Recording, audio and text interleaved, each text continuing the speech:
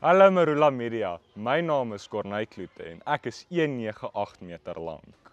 Vir my ouers was dit geen verrassing dat ek so lank gebore was nie, want toe ek klein was ek groot.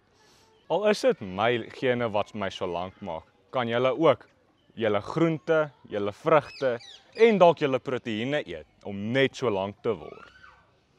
Vir my is dit soms vreemd om langer as my onderwysers te wees.